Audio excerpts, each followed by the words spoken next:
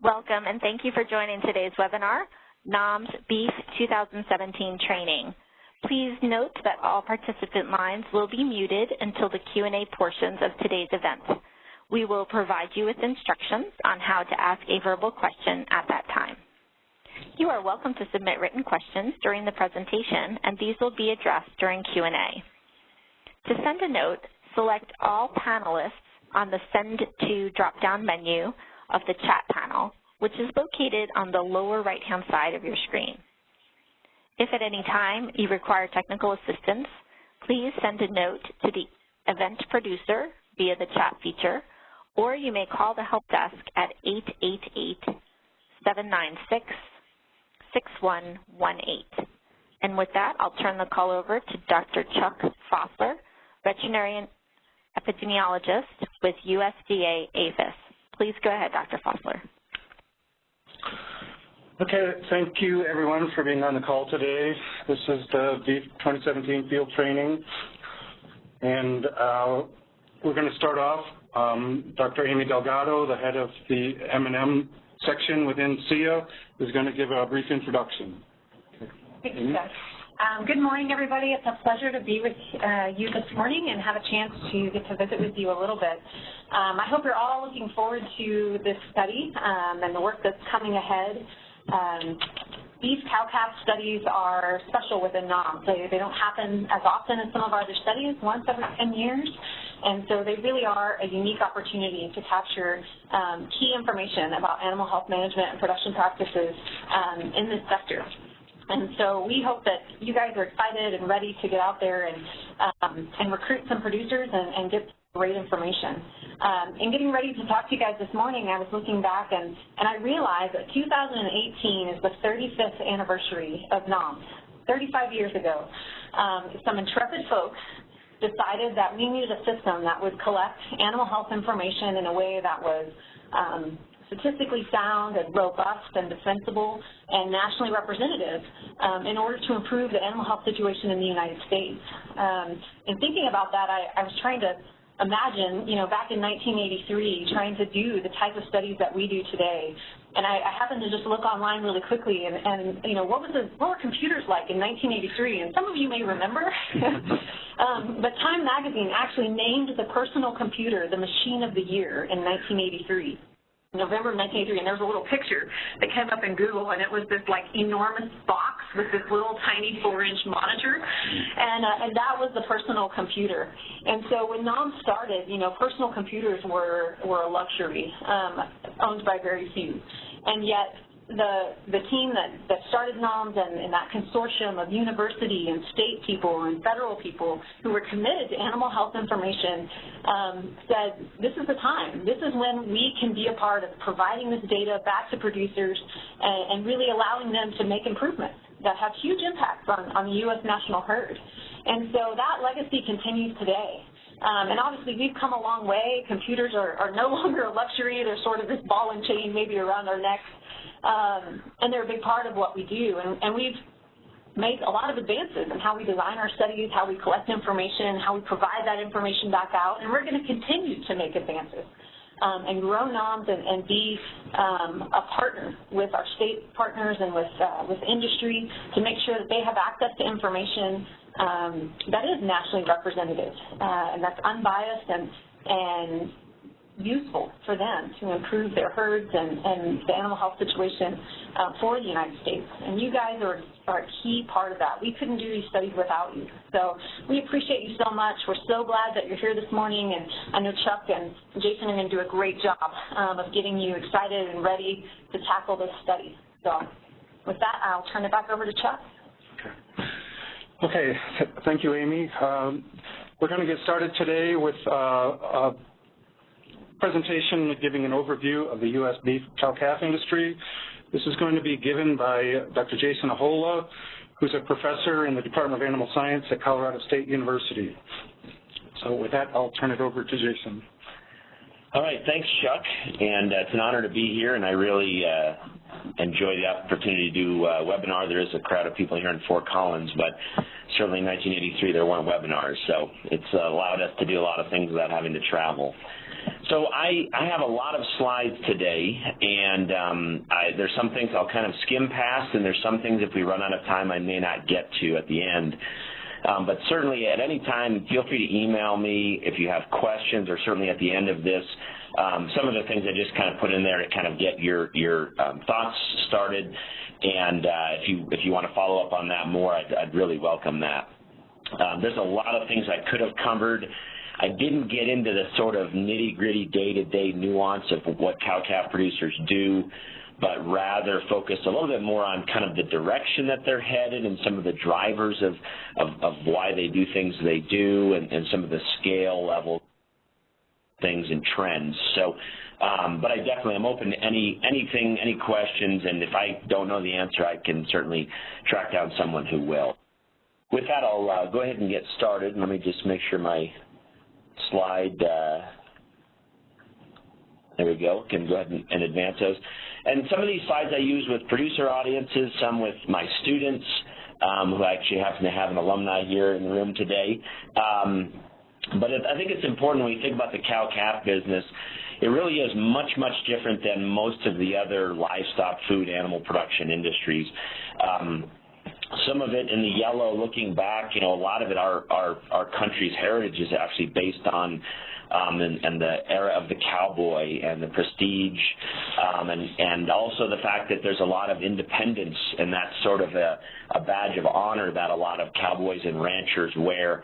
To be honest, at the same time, they're very anti-policy, as I'm probably sure you're aware of that. And so I'm sure that's certainly a challenge with this industry versus maybe some other ones in terms of their willingness to participate in the survey and hands-on kinds of things. But I think building trust is an important thing with this component of food animal production. So they, you know, they're landowners, and they tend to be kind of working on their own and independent. So being mindful of that as the industry, and you look at that, I think is important. It's really almost predominantly forage-based industry, particularly cow-calf. It's 100% forage-based, and if you look at other production industries, maybe sheep production or bison would be similar, but they're not nearly the scale of cow-calf. So they just rely on grass. That's really they're grass farmers. And then the neat thing is, if you think about the product beef, it's probably the most widely available, highest palatability product that there is. Some people might argue lamb is better if cooked properly, but it's very expensive and not very available. Certainly versus chicken, beef would be a preference. So it's a neat industry in the fact that it has this sort of unmatched palatability that's really U.S. beef known around the world, that really built a huge industry around. So then looking forward, or maybe opportunities that the industry faces, one of the big challenges is it's a very segmented industry, and a lot of times cannibalistic, meaning they don't really care about the next person down the chain. Compared to pork and poultry, a lot of these are vertically integrated. Beef cattle is very much not vertically integrated. So oftentimes there's some very harsh feelings between different industry segments. This commodity mentality is pervasive, meaning beef is beef is beef. It's kind of like corn is corn is corn, and corn is still a commodity, but beef has moved from commodity more to value added. You can see faces and names on beef labels in the grocery store now. 20 years ago, you wouldn't have seen that, but a lot of producers are still sort of caught in that rut of beef is beef is beef. There's not really a value added to that, but a certain and growing percentage of cow-calf producers have adopted this value added and moving beyond just commodity or everything's the same. There's a growing list of consumer concerns about beef production. Probably animal welfare is one of those. Food safety is always an important one, whether that's pathogens like E. coli or antibiotic residues. And then also sustainability is a huge one. The beef industry is not doing a good job of addressing, not because they're not sustainable, but they just have a hard time kind of quantifying that. But ultimately, it has become a bit of a high-cost product, and it is a kind of a higher-cost product to produce particularly versus chicken and pork and fish and some of these other things. And then the efficiency of the industry, we really haven't nailed into, like fish or chicken, for instance, maybe 1 pound of feed per pound of gain versus beef would be maybe 7 pounds of feed per pound of gain.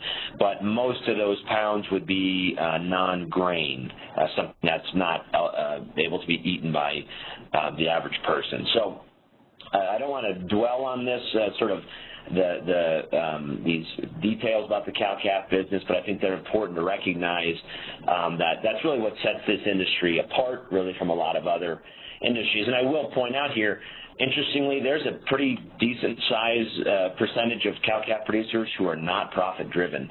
I say that a bit tongue-in-cheek. Some of it small producers, it's a hobby. Some of them very large producers. They're just trying to pass the ranch on to someone else, or they're just a wealthy landowner that has cattle on the side. And so other than most other food animal production industries, there's a decent number of people that do not respond like you would typically think in terms of to profit, but most of them still are profit. So let's kind of move through some slides talking about the industry. This one's a little bit busy, but let me walk through it. Just in terms of the beef industry structure, and you can see in the middle of the slide there, commercial cow-calf, that's really the backbone of the beef production industry, and which is what we're all here to talk about today. There are some inputs into that industry in the upper left, seed stock, so genetics via basically bulls or semen to get cows pregnant, that's an input, and there's a seed stock segment of the industry, which if I have time I'll talk about. And then over on the right, that kind of looped around arrow, replacement heifers have to come into the commercial cow-calf segment, because about 10 to 20% of our commercial cows are culled every year, and that dotted white line off to the right, those are cows that just get culled, often in the fall, most of the time because they're open or not pregnant, and they go straight to slaughter. And so that there is a decent amount of beef produced that way, maybe 10%. And then likewise, if you look all the way to the left in the red, the dairy industry produces steer calves, which just generally go right into the beef supply chain through that solid red line. Or the dotted red line is all of the females in the dairy business are basically kept as replacements, and the culling rate is about double in dairy, 35% or so. And so those cows just go directly to slaughter, often when they're either not pregnant or they have some health issue, and that's another 10% or so of the beef industry comes from that way. But to talk through the rest of the structure of this industry, commercial cow-calf, they're basically run in extensive conditions, mostly bred by bulls. 50% of the calves born are steers or bulls and then castrated to be steers. 50% are heifer calves. Basically 99% of those calves go to a feedlot and are fed grain at some level, mostly corn, sometimes distillers grains or barley or potato waste or other things like that, and then they're slaughtered at the packer in the lower right. There is a few other kind of sub-segments of the industry off to the left there in green that are, there's a lot of jargon associated with these segments, backgrounder, yearling, stalker.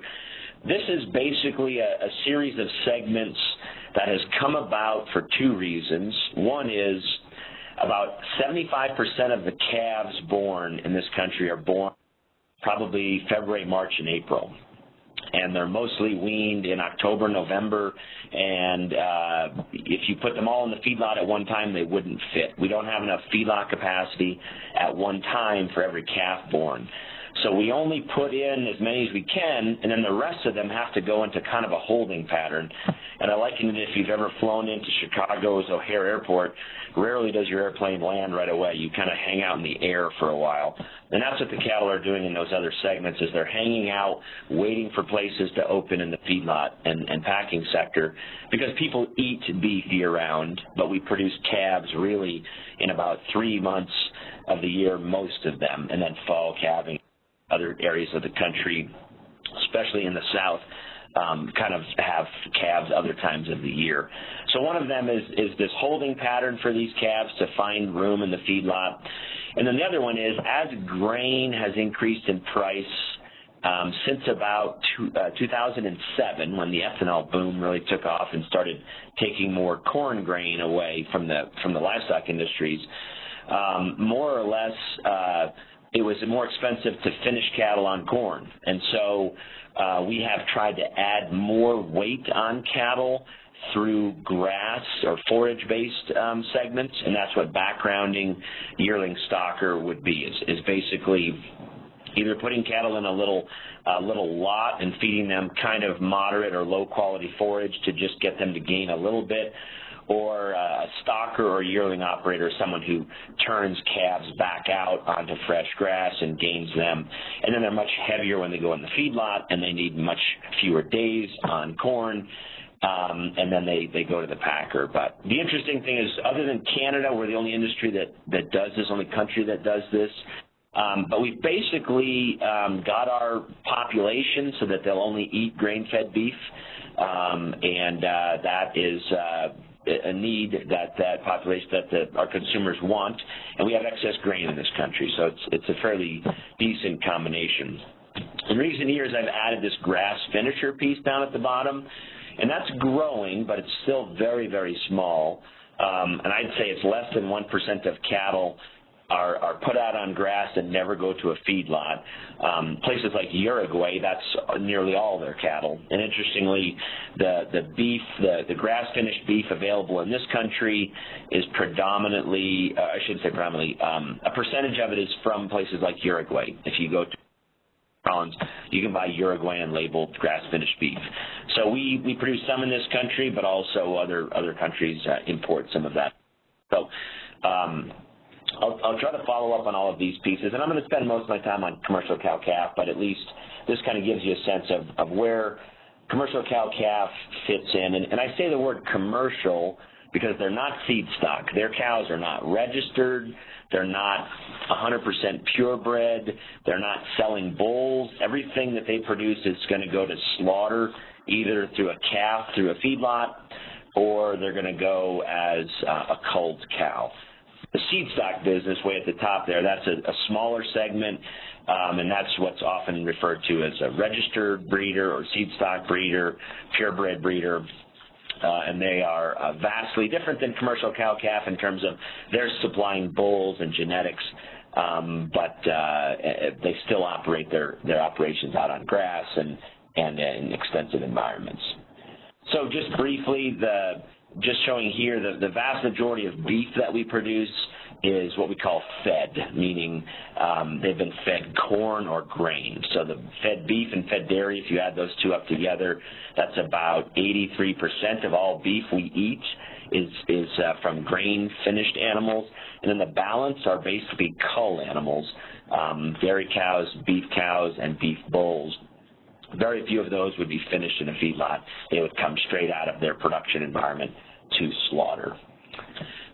This is the same set of industry segments, just to give you a little bit of concept on what we call concentration, or how dominant each of these companies is. And if you go to the middle of that hourglass, 4 packers slaughter 80% of the cattle, more or less. And JBS is just down the road from Fort Collins here. That would be one of those, and there are percent category. Cargill is another one. The other one is Tyson, and then National. Those are the 4 big ones. There's some other ones, but it's very, very concentrated. It's kind of like the airline industry. There's very few companies that compete. If you go back up the scale, there's very little concentration at the seed stock or commercial cow-calf segment. And then you go back down the chain, there is quite a bit of concentration at food service with companies like Cisco, and at retail with companies like Walmart. So just to give you a sense of who kind of a little bit is in the driver's seat, when there's only 4 companies that slaughter 80% of them, they have a much bigger influence than a lot of small cow-calf operators. So I think it's important to see where the profitability is in the entire industry, especially over the last sort of 20 years or so. And you can see cow-calf there in green.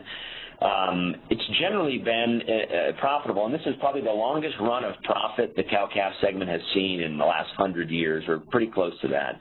No major losses since about the mid-90s. But the interesting thing is the average profit is maybe $100, which if a family has a cow-calf operation with 250 cows, 250 times 100 is $25,000, and they probably are sitting on a $2 million asset of land and whatnot. It's a very poor return on investment, which is why a lot of producers are very small or they're very, very large. And if they're very, very large, they aren't necessarily always concerned about that return on investment. So I said earlier they weren't necessarily profit-driven. That may not have been totally accurate. It's probably better to say they're not necessarily return on investment-driven. They would probably be doing other things if that was the case. Just to point out some of the other segments, you can see Packer in the orangey yellow there. It's a very, very narrow margin, and that's why Packers are huge, and they slaughter huge numbers of animals, like in some of these plants, 5,000 head a day, and if they can just make a sliver on every one of them, they're profitable. Feedlots are kind of like going to Las Vegas. Some years you're very profitable, some years you nearly go broke. And a lot of it is just the fluctuations in what the two things are that they buy. They buy corn, which can go up and down pretty readily, and they buy cattle, which also can be pretty variable.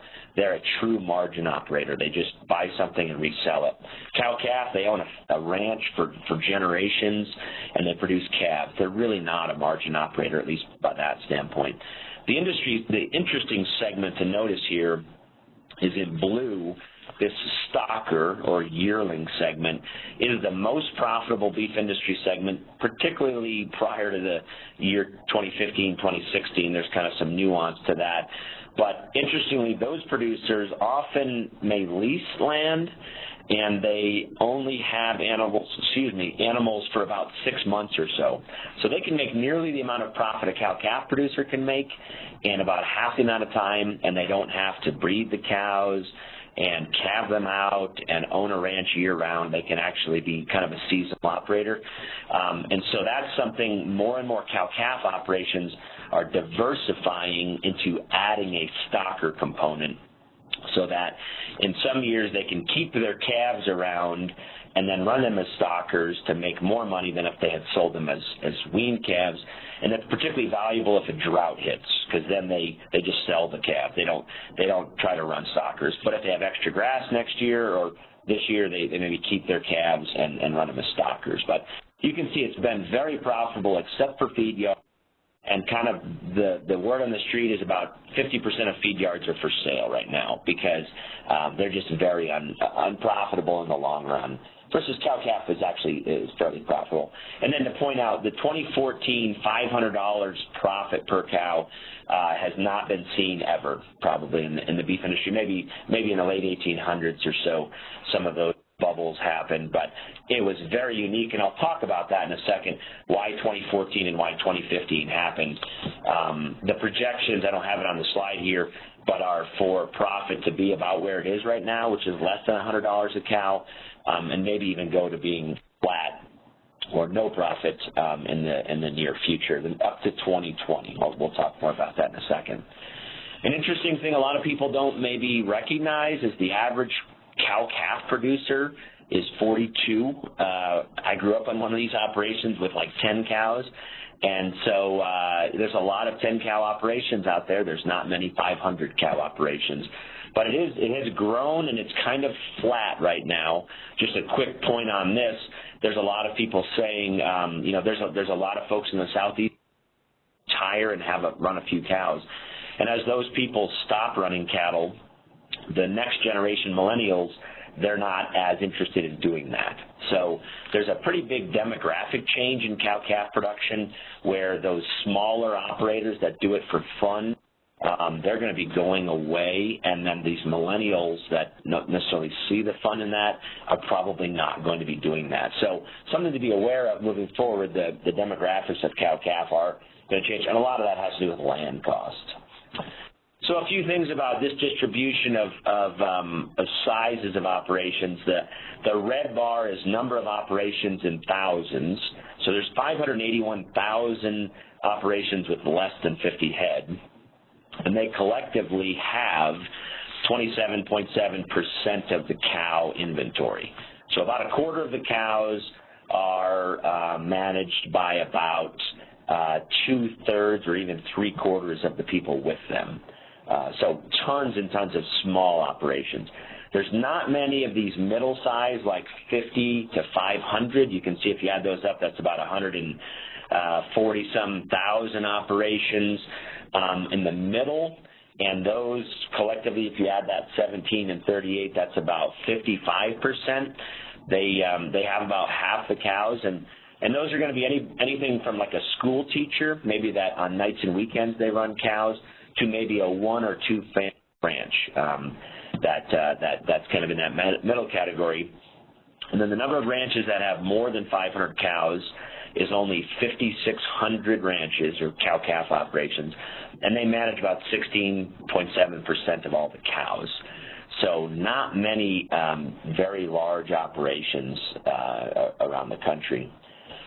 Some interesting stuff. I think this is NAHMS data from the average percentage of operator work time devoted to cow-calf. So it's these small groups all the way to the left is the very small, and then growing, and then 200 or more, and then all the way to the right is all operations.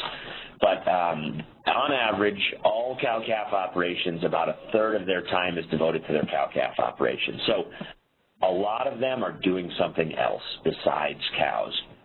Maybe they're a farmer, maybe they're a teacher, maybe they're just doing something totally different. Maybe they're retired and doing other things. But if you looked at dairy or poultry or pork, it'd be 100% of your time is on your operation. Cow-calf it's very much a part-time endeavor for most. This is also NAHMS data. It's a little bit complicated to look at here, but across the bottom, it's still the same categories of sizes. And then this basically says, why do you operate? Is it because it's your primary income source in green, supplemental income source in yellow, or some other reason, maybe just you like owning cows in blue? So the small operations, you see 5% of them, actually it's primary income source, and those are probably retired people or very rural areas. The 200 or more cow operations, 2/3 of them are operating because it's their primary income source. But you can see a number of those are operating, they're probably farming or doing something else. But all operations across the board, only 14%, that's their primary income. 72% is supplemental income. 14% are doing it for some other reason besides income.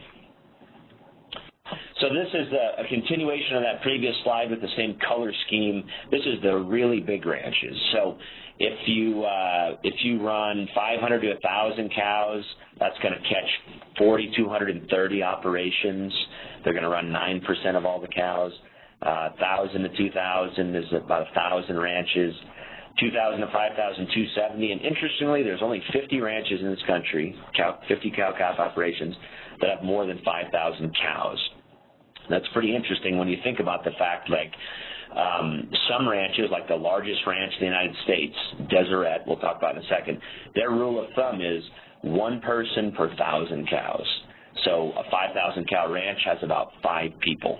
A more maybe traditional ranch may be closer to 1 person per 300 or 500, but even the biggest ranches in this country, they may only have 5 to 20 employees, which is really a pretty small when you think about it in comparison. This slide's a little bit dated. It's from Califax. It just shows you where the biggest operations are. These are the cow-calf operations over 500 head. And it's interesting, the number of them in Florida, we'll talk about in a second. Very few in that central, eastern Atlantic states, or even the southeast doesn't have that many big cow-calf operations, but a ton of them in Texas, straight up through the Dakotas, Montana. And then if you kind of think of that western kind of cowboy country, there's a decent number, but there's not really a lot of beef cows. If you get west of where we're sitting today, there's actually way more beef cows east of where we are. So kind of gives you a sense of where those really big operations are. This is probably hard to read for you. Hopefully if you go back and look at this, it's easier, but you can also Google this list. It's the largest 20 cow-calf operations, but I wanted to just highlight here the largest one, Deseret Cattle and Citrus in Florida. They actually only report the number of cows they have on their ranch, one ranch in Florida. They actually own about 12 ranches, and it's about 90 to 95,000 cows. So just for interesting sake, let's say they ran 100,000 cows and they had 100,000 calves survived birth and all their cows got pregnant. If you were to slaughter their animals, if all of them went to slaughter their calves, it would take about 1 day in all of our packing plants, our fed cattle or our young steer and heifer packing plants, to slaughter them. So even the largest cow-calf operation is about 0.5% of the market. It's very, very small. You can see some other ones in that list. Simplot up in the Northwest, King Ranch, Likes Brothers in Florida. There's actually 3 or 4 from Florida that are on that list. Some very, very large ranches down there. So a little bit on drought. This is an overall distribution of cow-calf operations. And the dots there are like groups of 2,500. But again, look at sort of the western United States, other than maybe Montana. There's not a lot of cows out in that western, very dry environment. Cows go toward where there's water, rain, particularly precipitation. And so that Kentucky, Tennessee, kind of in that central eastern area, lots and lots of cows. Texas, East Texas, Oklahoma, Missouri, huge cow states. A lot of that is because there's not much farming that goes on those places. It's a lot of wooded areas are rocky and whatnot, and so great places to run beef cows. And if you were to say, where does the beef industry lie in the United States, in this dark line is basically 70% of all the cash receipts for the beef industry, 60% of the beef cows, 85% of the cattle in feedlots, 80% of the cattle slaughtered is in that kind of central part of the country. And the reason this is important is if we look back in about the last 6 to 7 years, drought has had a major impact on cow-calf operations. And if you go to that upper left, that's 2011, when that drought slammed Texas. And about 1 in 5 beef cows lives in Texas. And so they got to the point where there was no grass to graze and there was no hay to buy, or if they did buy it, it was crazy expensive. So they basically just started slaughtering cows. And if you go to the top right panel, the drought a year later shifted up in the middle part of the country. That's when it hammered the corn crop, and a lot of corn really kind of failed to grow, but also a lot of those places still were droughted out, so a lot more cows, so a lot of hay didn't grow. Go to that lower left, in 2013, the drought really hit into Colorado, where we are. We all are aware of that. And then it finally kind of started to break in 2014, but shifted way into the West Coast and California. So you can see for about 3 years, almost 4 years, the major cow states took a major hit on drought, and we'll kind of see what that did. I just kind of followed it forward here to give you a sense. The upper left is 2015. 2016 is the upper right, when that drought finally started to subside in California. Lower left is this 2017, last August, and really Montana and the Dakotas has been really hit with drought. And then today is the lower right one, and you can see with kind of scattered drought, the southeast is starting to get a little bit droughty, which has not had that be the case. So an interesting thing that's really driven cow-calf operations and where they are. So maybe this leads into the cattle cycle and the inventory of beef cows that we run. This goes back almost 100 years. There's the red line is dairy cows, and that line has really flattened out because production has become so tremendous per dairy cow. The beef cows are in the blue line, the lowest blue line there, and you can see it kind of goes up and down about every 10 years. And then you add those two lines together, and that's the black line at the top. And so just a couple of quick things to point out. We have reached peak beef cow numbers. We'll never have over 55 million beef cows in this country again. It's just not going to happen. And at that time, that peak really kind of put a lot of people out of business in the mid to late 70s. We had more cows than we had demand for beef. But we've become so much more efficient since then. The number of cows has really dropped, and you can see way to the right where it dropped off a little bit due to this drought, and I'll show you that. Versus you see the dairy cows, they're not affected by drought because you're basically keeping a cow in a barn and you're feeding it. Cow-calf, they're out grazing, and you really need to basically get them to graze grass or sell them. So this is a slide from Cattle Facts. This is just this historical idea of a cattle cycle. And what happens is you basically get increased prices, more people run cows, more cows get run, you flood the market, you get decreased prices. Everybody sells their cows. Not everybody, but people tend to sell more of their cows. And then you decrease your supply, and then price comes up. And it's this constant back and forth. The same thing happens with oil and with dairy and milk and all other commodities. And there's no different here in this. You can see way at the top there this 2014, 2015 crazy high prices. But you can see out to 2020 prices are dropping, and they will continue to do that. And then we assume we'll kind of tick back up after 2020. And a lot of that has to do with two things: how many cows you cull and how many heifers you keep. And I'll skip this one fairly quickly. It just has to do with how many heifers are placed into feedlots or how many heifers are kept back on the ranch as a replacement. That's basically what drives that cattle cycle. So the interesting thing is, if you look at just since 1960, this beef cow inventory in blue, you can see that peak in the 1970s in terms of beef cows, and it's kind of dropped ever since. But the interesting thing is, if you look at beef production in billion pounds over on the right in red, we're producing more than 50% more beef. Let me say that again.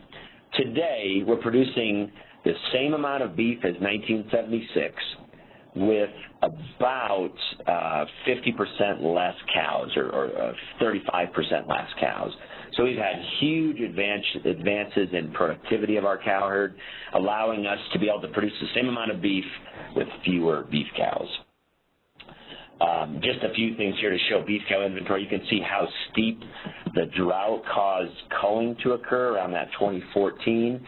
And then you can see when the grass started to grow again and prices were super, super high, everyone got back into the cow-calf business. And that's really what it's looking like, is we're going to regain all those losses we had due to the drought. And when you have more beef cows, you have more beef calves. And so that's what's happening as well. As people grow their beef cow herd, they produce more beef calves to put onto the market. So a little bit on beef cattle prices, just to kind of see where things are currently, and at least in the last 18 years or so. I've got prices for 3 different classes of cattle here, so just to make sure this jargon is clear. Fed cattle at the bottom, that's an animal ready for slaughter, literally walking into the packing plant door, called a fed steer or heifer, meaning it's been fed grain, and it's a young animal. It's not a cull cow or a cull bull. So their prices went up and then kind of tapered off a little bit. Feeder in blue, that's an animal that probably went and was backgrounded or became a yearling or was a stalker. It gained some weight on grass, and it's ready to walk into a feedlot. So it's going to weigh about 750 pounds or something. And then a calf at the top there, that's often what we think about as a weaned calf, meaning it's about 6 or 7 months old, it just got weaned off its mother, and it's been marketed. So it's maybe 550 pounds. And this is in dollars per hundredweight, and you can just simply see this spike that occurred in 2014, 2015, mostly because, if I back up a slide here, the fact that we had a shortage of cattle in 2014, and we still had good demand in this country for beef. And so it basically came down to there was not as many cattle to go around, and feed yards paid good money for calves, feed yards paid good money for feeder cattle, and packing plants paid good money for fed cattle. We're on a decline at this point, but this cycle you can still see in there almost every 10 years or so. This cycle kind of comes up and comes down. So currently, these same classes of cattle, they're listed a different way. 550-pound steers, which is a calf, often we refer to. 750-pound steer, it's a yearling. Fed steer, ready to walk into a slaughterhouse. This utility or commercial cow, that's a cull cow, probably open, ready, just came off of a ranch, ready to go to slaughter. Omaha corn is just the price of corn in Omaha per bushel, and then a USDA hay price. So you can see where they are currently, what the change has been, and I just put it on there as of just last month, how much that is per head. So right now it's about $950 for a calf, $1,100 for a yearling, $1,600 for a fed steer. A cull cow is about $673. Just a gee whiz thing, corn right now is super cheap. Most corn farmers are losing money. But hay is actually kind of high, and hay farmers are making money. But if you price out both of those things, corn and hay, on a per-ton basis, they're identical. So right now you can buy a ton of corn and a ton of hay for the same price, even though one is tremendously higher in its energy value or energy content. Just kind of an interesting thing. It does not happen very often that way. So a little bit on the cow-calf segment. Let me spend just a little bit of time going through kind of this annual production cycle. As I said, most producers, at least north of I-70, are going to calve in winter, late winter, early spring, and that's kind of identified in white here, that kind of late February, March, and April.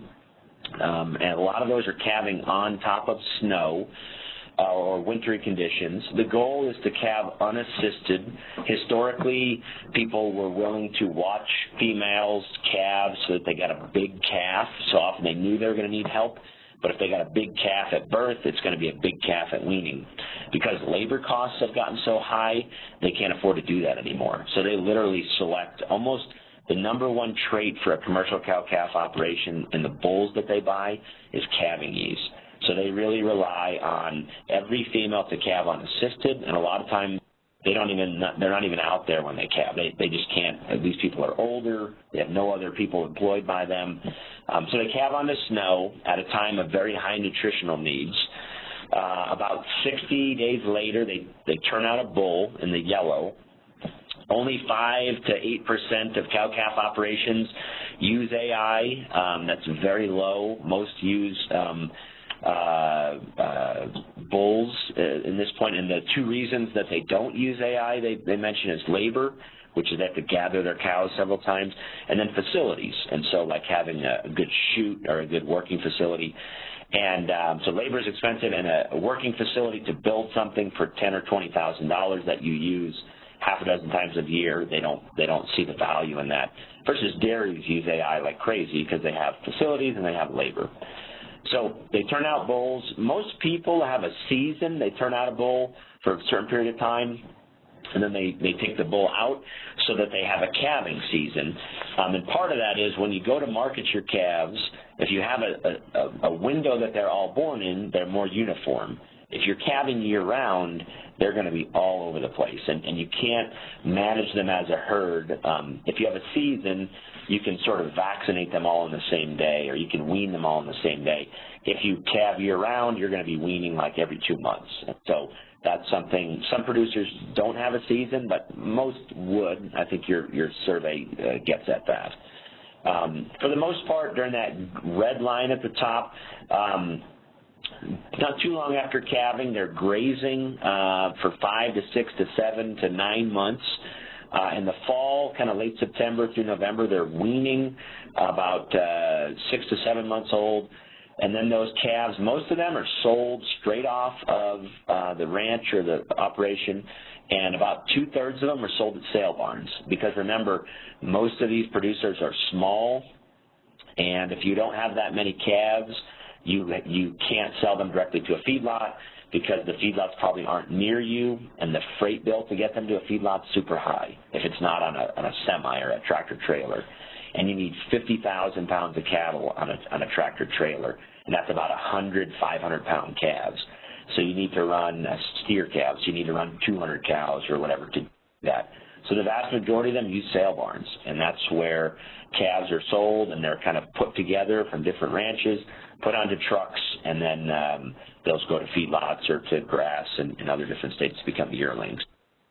Some ranches keep the calves on their ranch, but as you'd imagine, a whole bunch of calves that just got weaned from cows and they can see each other doesn't necessarily go well. And so they don't have the facilities, again, coming back to facilities or the labor to manage them.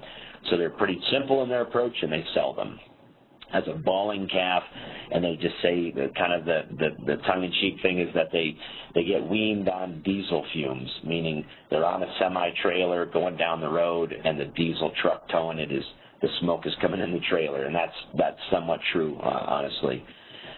Once they're weaned, the cows' nutritional requirements are pretty low, so that fall grazing is occurring October, November, December. Because corn has become such a boom industry in this country, there's a lot of residues of corn stalks that cows graze, particularly in the middle part of the country, and that's what that picture is. They'll try to graze those cows on corn stalks as long as possible, and then go back over to January, you're probably going to be at a spot where you're feeding harvested forage. And that's the big challenge in our industry is we initially calved on snow to maximize our weaning weight because everything was about maximum because feed was really cheap. You could bale hay and feed it to your cows, and even if they calved in January, it wasn't a big deal. Feed is not cheap anymore. Corn's kind of cheap right now, but it's going to come back around when ethanol starts to increase again. So people are realizing they may need to change their calving season to more closely mirror forage availability, and so calving now in some operations is maybe April, May, June, and it really changes the whole dynamic so that they wean a lighter calf, but they also feed less feed in the winter. So their income goes down, but their costs go down. And it's really this idea of optimum rather than maximum, which has kind of been historical maximum. This is a complicated slide, and if you want to connect with me, that's great. This just kind of throws out 3 or 4 scenarios for where a weaned calf goes. And they all end up in a feedlot, but they either go to summer grass, which is a lot of parts of Kansas, Nebraska, up in the mountains. The southeastern U.S. has a lot of summer grass. Those are classic yearlings. Some cattle go straight to a feedlot. That's becoming less common. Winter grazing is something done in like Oklahoma, Texas on a lot of wheat pasture. And then all the way over to the right is just what we call the backgrounding. That's just kind of keeping cattle in a feedlot pen and feeding them fairly low-quality forage to gain some weight and waiting for them to get in the feedlot. So if you're interested in that, don't hesitate to ask or connect with me. So the big cost on a cow-calf operation is winter feeding. Cows can eat 25, 35 plus pounds per day from 3 to 6 months. Sometimes up in the mountains it's even 7 months. And they can feed 1 to 3 tons of hay, and right now hay is not very cheap. So this can doom a cow-calf operation. And the unfortunate thing is when they're still calving on snow, they're feeding at the same time as the 3rd trimester where the fetus is really growing, or soon after calving when lactation is occurring.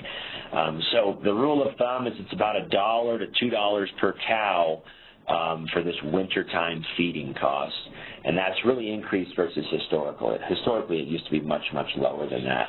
But it's still the single largest cost on operations is this time of year getting out, because there's no more crop residue left and grass is not growing. And then just to highlight that a little bit, biologically, these are the requirements that a cow has relative to when she calves.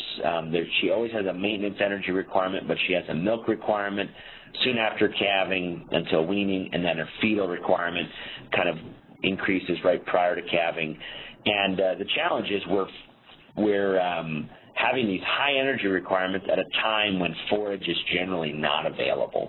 And anytime you mow hay, bale it, put it in the barn, take it back out of the barn and feed it, it's much more expensive than if you get a cow to do all of that for you. So the industry is slowly moving toward having cows be the harvesters of grass rather than equipment. A couple of quick things on just the biology of cows and how that matters. It's clearly documented. Body condition score, or body reserve at calving, is the most important factor influencing rebreeding rate. That's this 1 to 9 scale. I know it's in part of your surveys.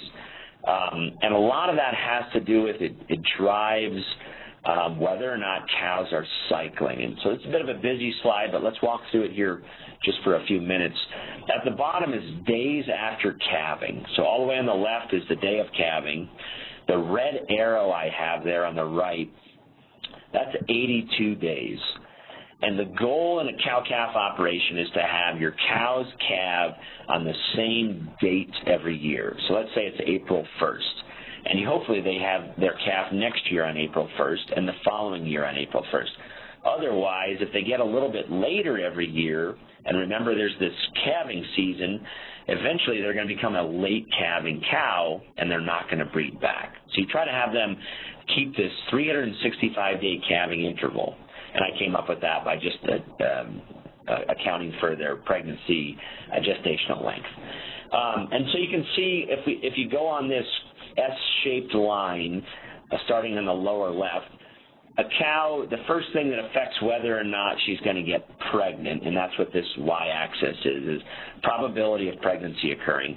Uterine involution drives whether pregnancy occurs in the first 40 days. And that's basically the uterus repairing itself.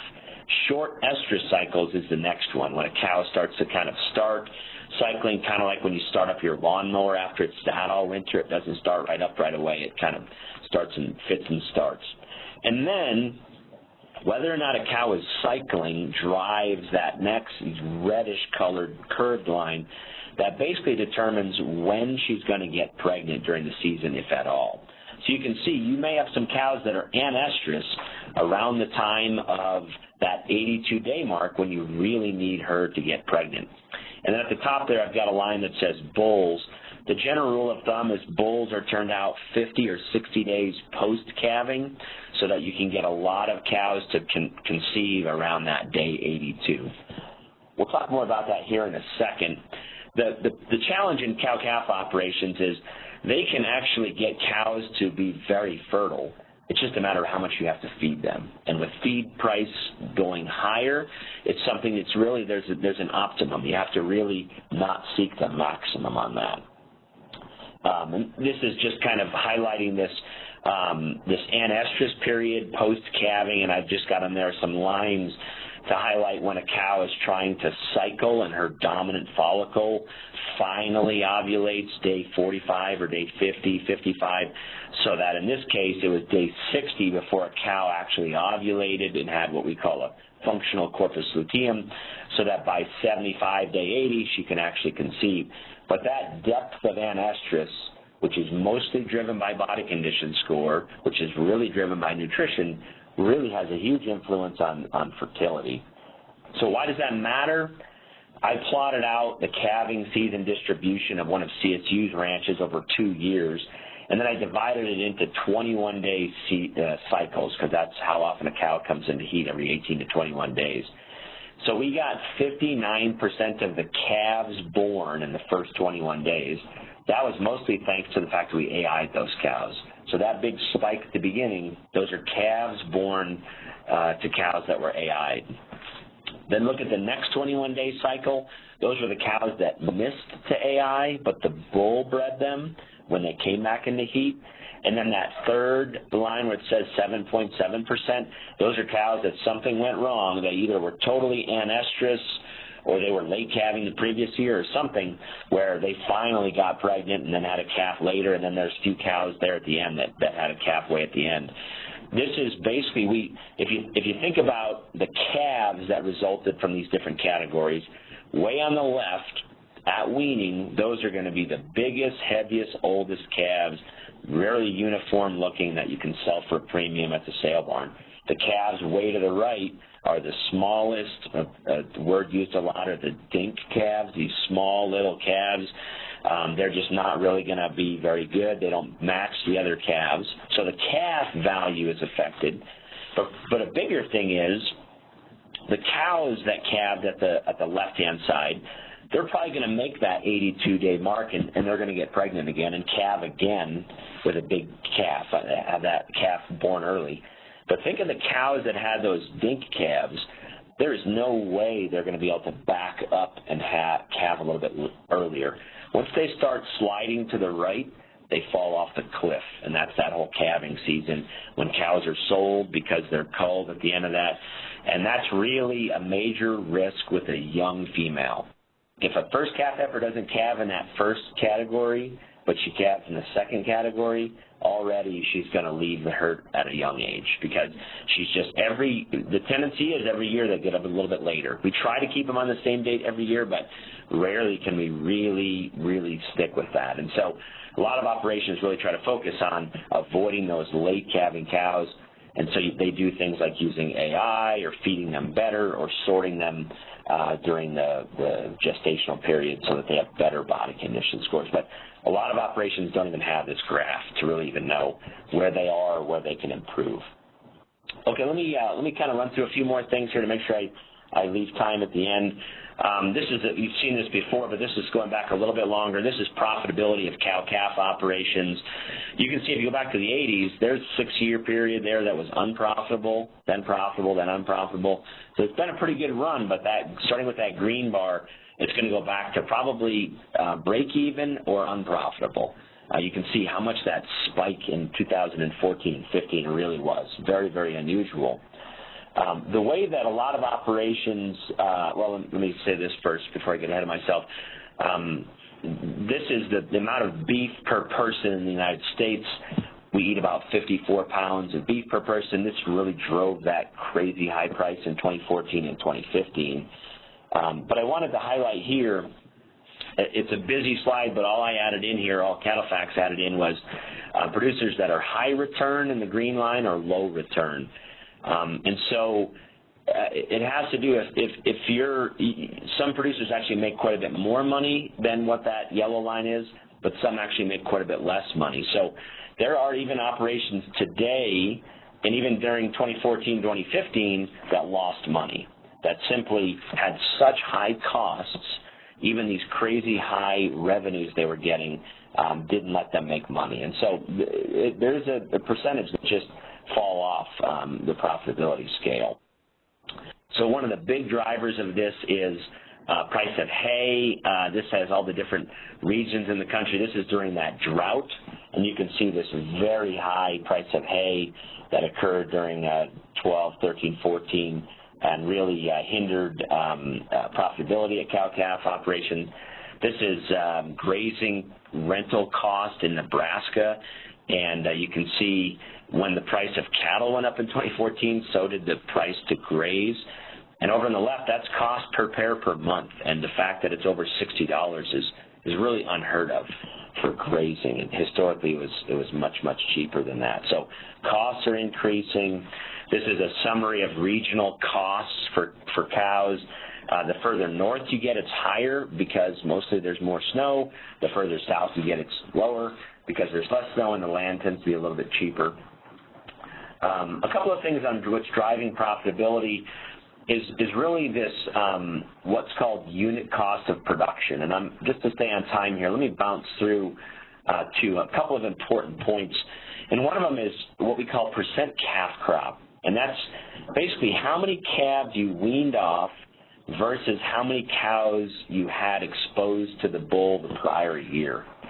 And if you kind of look at what are the things that drive that, it really has to do with two things. One of them is pregnancy rate, and so that's basically how many cows got pregnant, and that's, 80 to 100% range is in the industry. A lot of operations can beat 90%. And then calf death loss, how many calves died sometime between birth and pre-weaning. It's usually kind of 3 to 8%, but it can go up as high as 20% in kind of a disease outbreak or severe winter storm. So that really drives the income side versus where we talk about what kind of drives the cost side, which is really the feed cost.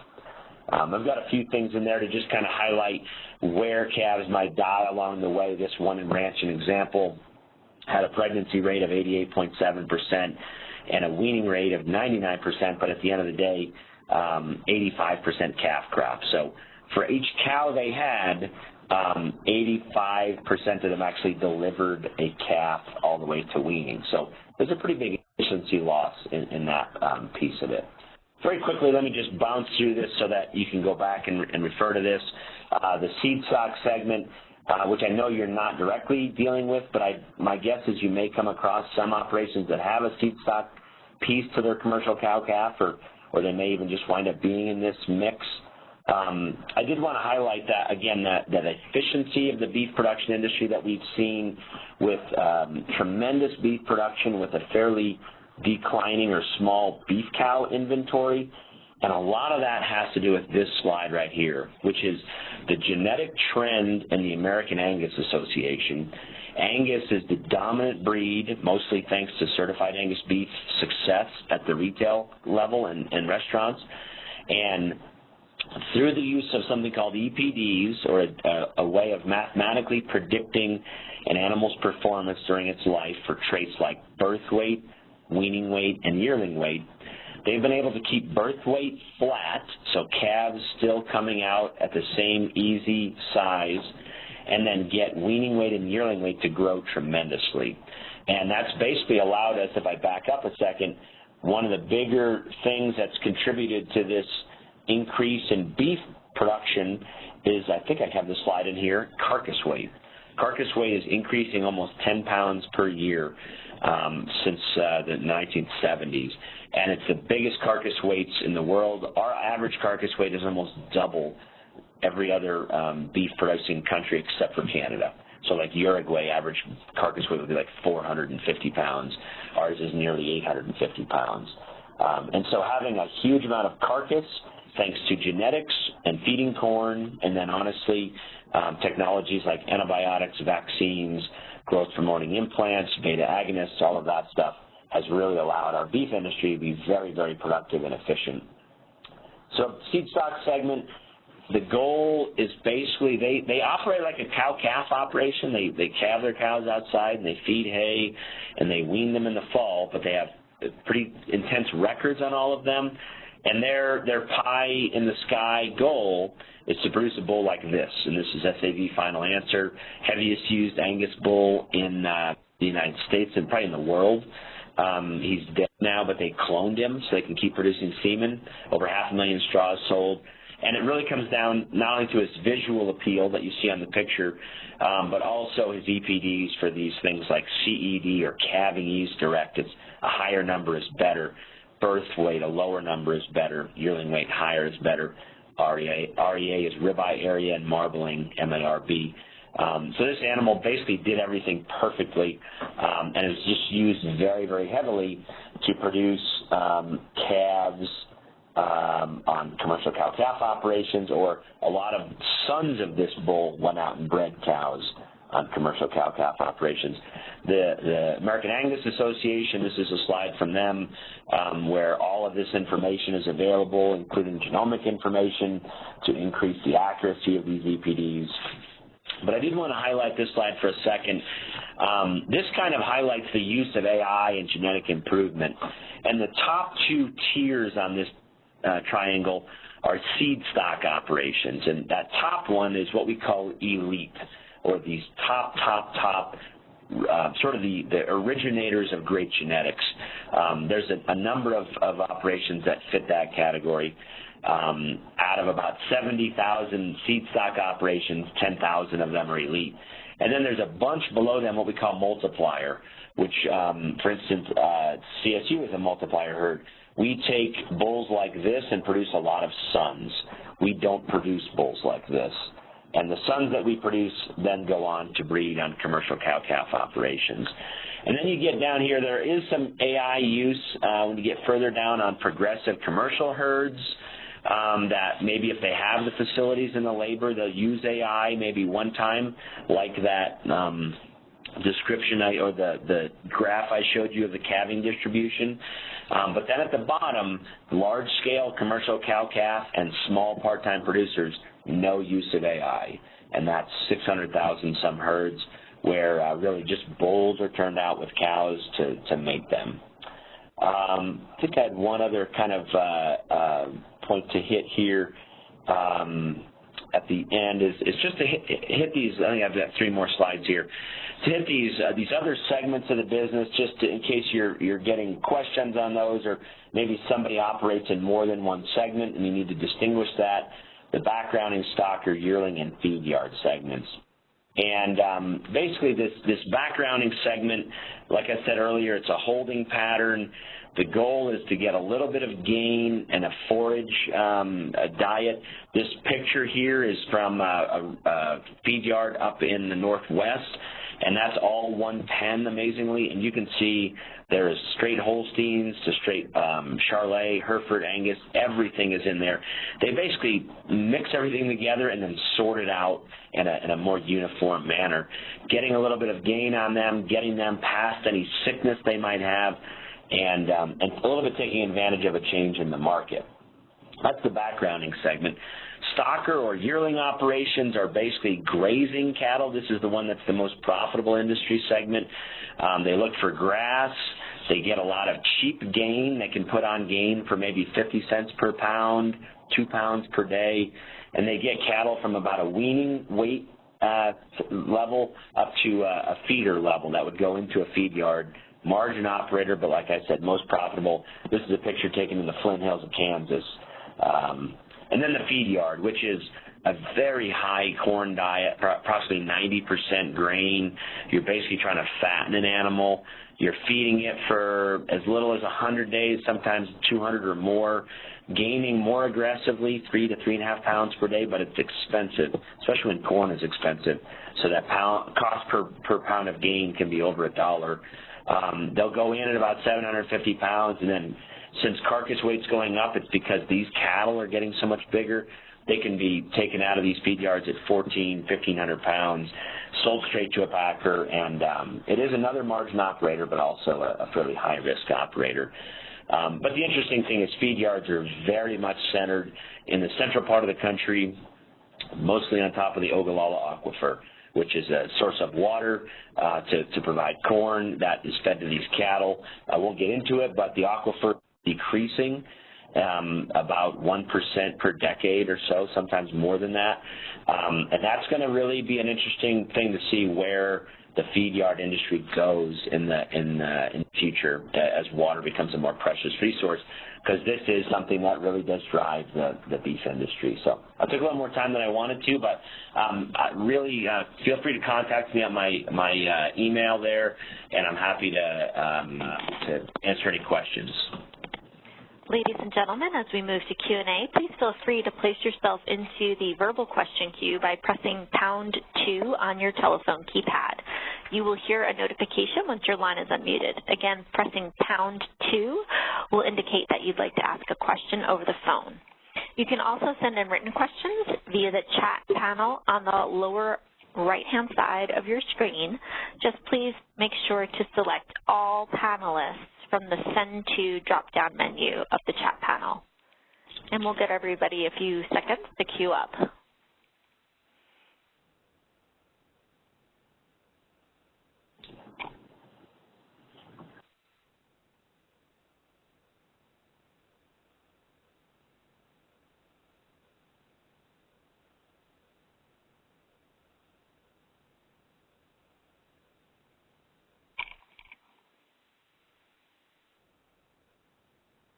And we did have one comment that came in just saying, wow, great presentation with lots of good information. Thank you. We're still waiting to see if there's any questions. Apparently my mom is watching. And we do have a written question that came in asking, do you have any information on the trend for the export market for beef cattle? Yeah, it's super intriguing to me. I appreciate that question. There's a lot of interesting stuff going on. I mean, you all and this building would have been involved in the, BSE and all of the disaster of that relative to export markets. We finally built back the export market we had pre-BSE, but it took, quite some time to do that, 15 years or whatever, not quite that much, but 12, 13 years. And so in the meantime, we lost a lot of market share to Brazil, Australia, New Zealand, Uruguay, Canada, and they have really pushed us out of some of those markets. We've gotten back in.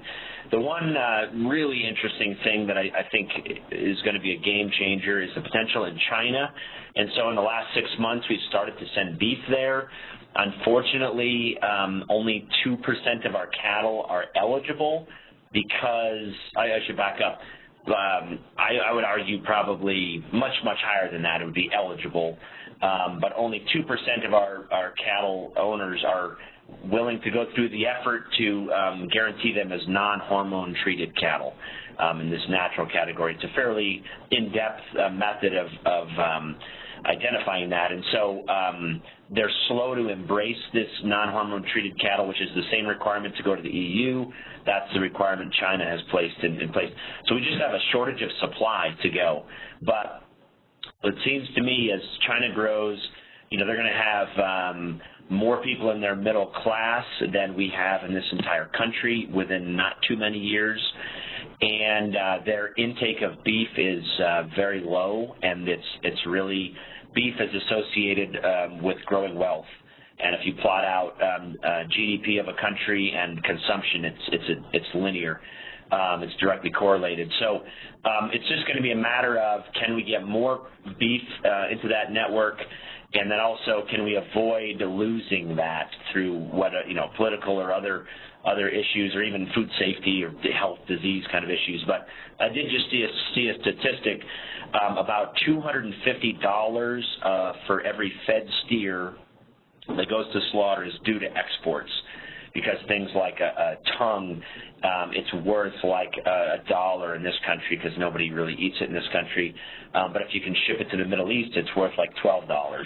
So $11 is added onto every carcass, every animal, because of the tongue going to an export market. So great question. I think it's going to be super exciting, and actually a lot of USDA is going to help to allow that with helping us with traceability and disease surveillance and all of that.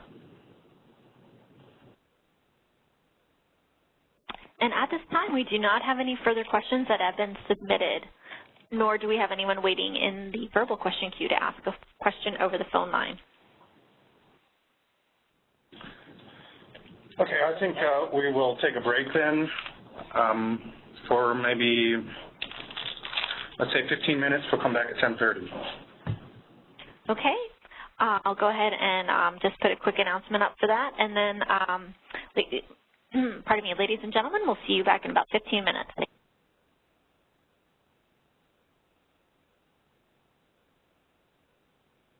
Okay, hello. I'm Chuck Fossler, and I'm the study lead for the beef study. I want to thank Jason Ahola for that great presentation he gave. I'm glad that he was able to be with us today and give that presentation. For this next part of the training today, I'm going to be talking about the VS component of the Beef 2017 study, and the main purpose of my talk today is to go over the questions in the questionnaire. I'm going to focus on ones that I think may cause problems or you may have questions about, and I know that some of you are new to working on NAHMS studies, so I'm also going to go over some of the background of NAHMS and discuss some things you should be familiar with before contacting producers and setting up site visits.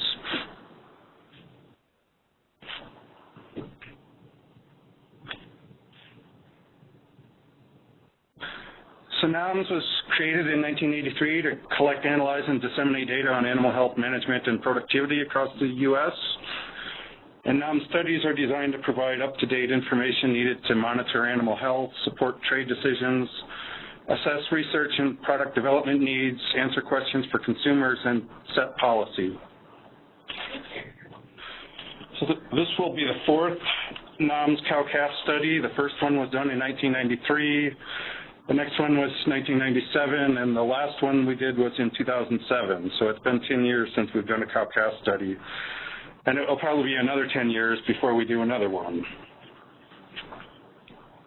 And this 2017 cow-calf study will update information from the 2007 study, and it'll collect data on new items of interest to industry stakeholders. So the primary reasons for doing this study are to update information from the last study, and it's been 10 years since the last study, so practices have likely changed over this time period. In addition, there are new practices and other things that are new that industry stakeholders have expressed interest in collecting data on.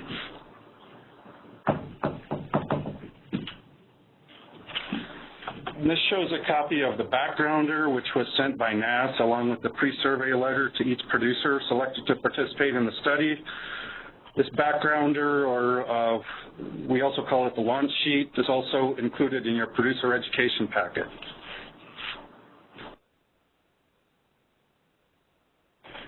The objectives of the 2017 cow-calf study are to describe trends in beef cow-calf health and management practices, specifically on cow health and longevity, calf health, reproductive efficiency, and biosecurity. Another objective is to describe management practices and producer beliefs related to animal welfare, emergency preparedness, environmental stewardship, and record keeping. And another objective is to describe antimicrobial use practices or stewardship and determine the prevalence and antimicrobial resistance patterns of potential food safety pathogens. We're going to be asking questions on types and reasons for use of antimicrobials. Some of these are not questions we've asked in the past. Some of these are new because of increased interest in antimicrobial use, and as well as things like veterinary client-patient relationship and things like that. There are 24 states participating in the 2017 study. This shows a picture of all the highlighted states are the ones participating in the study. And there are 2 questionnaires.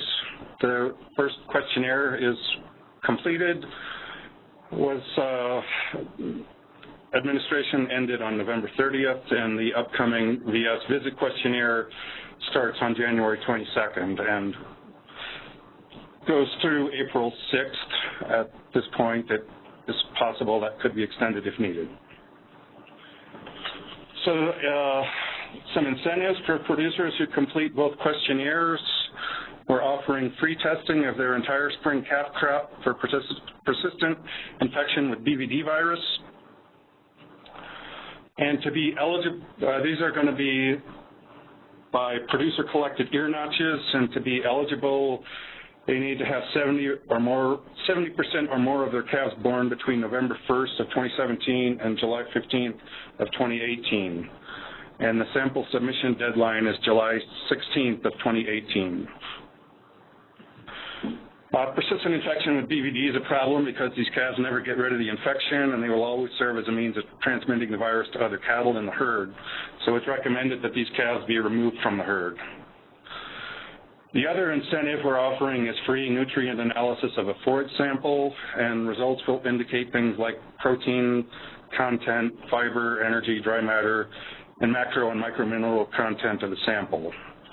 And these results will let the producer know if any supplementation is needed when feeding this particular forage.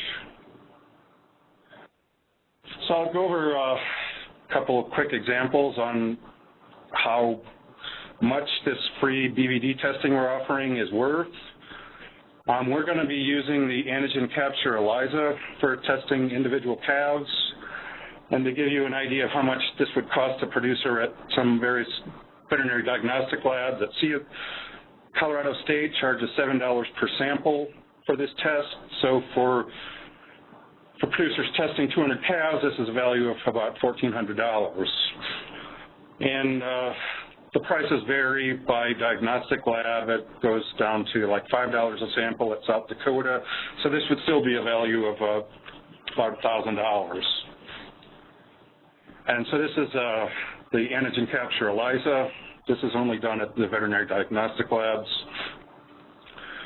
Some labs do a lot of pooled PCR tests for BVD. This is also done with ear notches.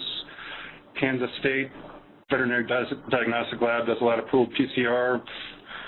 And I talked with one of the folks there who said that in a herd where a PI is suspected, the optimal pool size to use is 6 notches per pool. And that's because it gets really expensive to identify a positive within a pool, because they charge $15 a sample for that. So in an example, a similar example of about 200 calves with a pool size of 6, this would cost about $693. And individual testing to identify positives within the pool is $15 a sample. So if 2 pools are positive, this would mean it would cost about $180 to identify the positive calves within those pools for a total cost of about $873. So even with pool testing, it's a significant value to the free testing that we're offering. One of the additional goals of the BVD testing in the 2017 study is to evaluate viral load in the positive ear notches, and this information could be useful to help guide pool testing in the future. So why should a producer participate? This provides the U.S. beef industry with valuable information on the health and management of cow-calf operations. They can request hard copies of reports, which can allow them to see how their operation compares to others. And if they complete the VS visit questionnaire, they're eligible to take advantage of the incentives we're offering of BVD testing and forage sampling testing.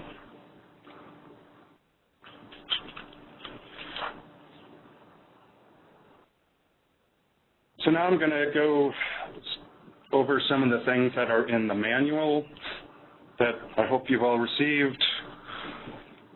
Section 2, page 8 has things like the NAHMS contact information, information on where the SharePoint site is, information on where the NAHMS website link is, the NAHMS email for kit requests, and the NAHMS mailing address. For kit requests, for most issues, your contact should be Abby, and however, if you have specific questions about the questionnaire, you can feel free to contact me directly. If it regards a question on the questionnaire, Abby will forward those to me anyway, so feel free to contact me directly for questions on the questionnaire. So please review the information in the manual under the VS Visit tab before you make the initial call to producers. And in general, before calling the producer, please familiarize yourself with the VS Visit questionnaire so you can give them an idea of the kinds of questions we'll be asking. Also familiarize yourself with the biologic sampling options so you can offer them as incentives for participation. And also familiarize yourself with the cheat sheet I will be providing containing information the producer will need to complete the questionnaire. So this will basically list the kinds of data, like inventory data, that they're going to need to complete questions on the questionnaire. And I'll be sending this to coordinators probably today or tomorrow to distribute to you. So materials you will receive or should have received are the VS manual, the producer education packet. This includes the launch sheet, a BVD info sheet for producers, and a BVD info sheet for veterinarians. You should receive the producer agreement and BVD agreement, the VS visit questionnaire with reference cards attached, and biologic sampling kits for CERs. So you should have already received much of this information. Specifically with regard to the producer education packet, we were planning to provide more information in this, but we ran into some trouble on what we could provide, so that at this point we are limited to just these items.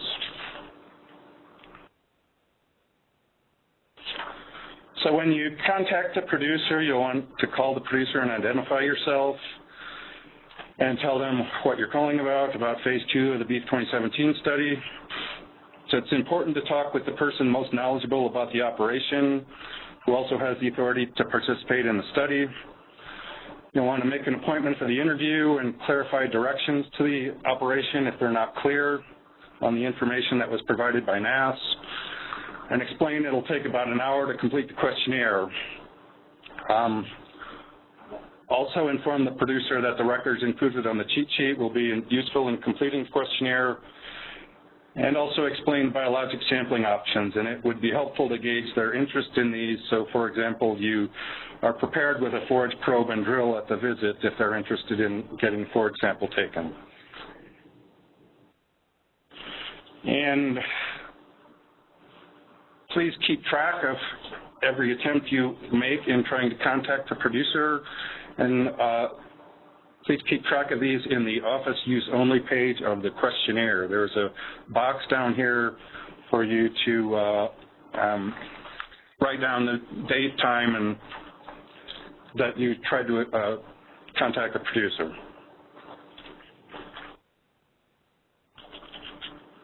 So items to take on the VS visit. It would be helpful to take the VS manual, the producer education packet, the producer agreement, and the BVD agreement, the VS visit questionnaire.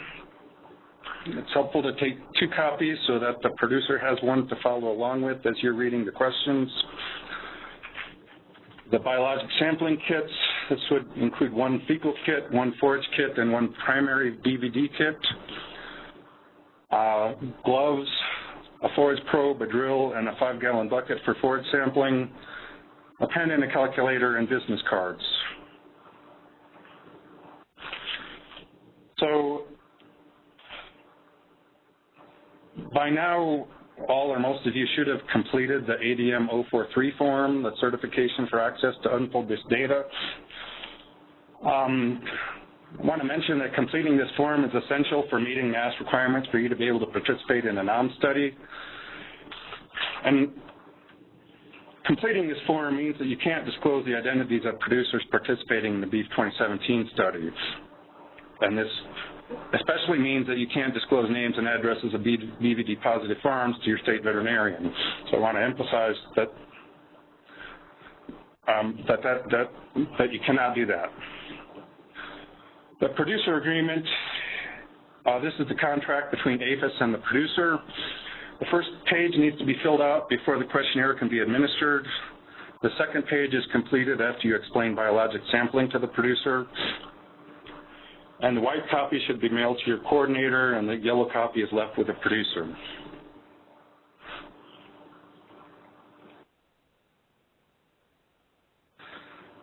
Items 3 and 4 on the producer agreement state that data will not be used for regulatory purposes. The exception to this is suspicion of a foreign animal disease on the producer's premises, such as BVD. This does not include BVD if BVD is reportable in your state.